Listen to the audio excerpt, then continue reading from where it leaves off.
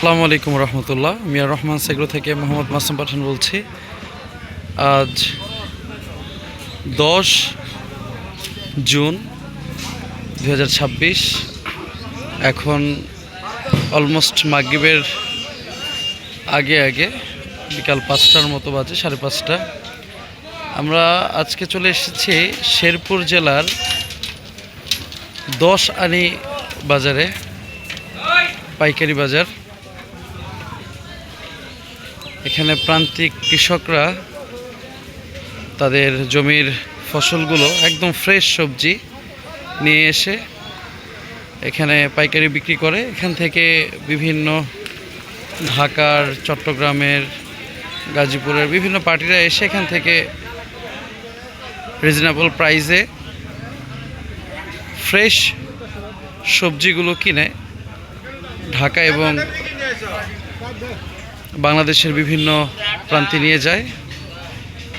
তো আমাদের যে হোলসেল প্রজেক্টটা, আমাদের ভেজিটেবলের হোলসেল প্রজেক্টটা, এর জন্য আমরা রিসার্চের জন্য এখানে এসেছি। আমরা ঢাকা কারণ বাজার আড়ত এবং বাইপাস আড়ত এবং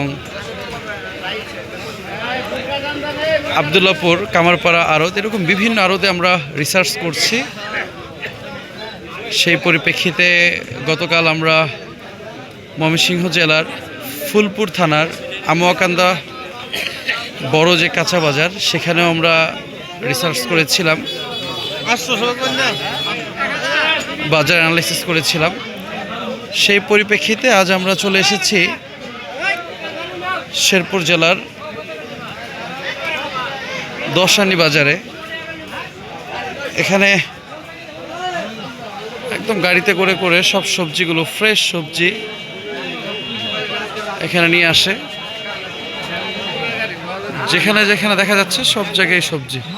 যে আপনারা দোয়া করবেন যাতে করে আমাদের হোলসেল ভেজিটেবলের প্রজেক্টটা সেটা আমরা সফলতার সাথে রান করতে পারি। আসসালামু আলাইকুম ওয়া রাহমাতুল্লাহি ওয়া বারাকাতুহু।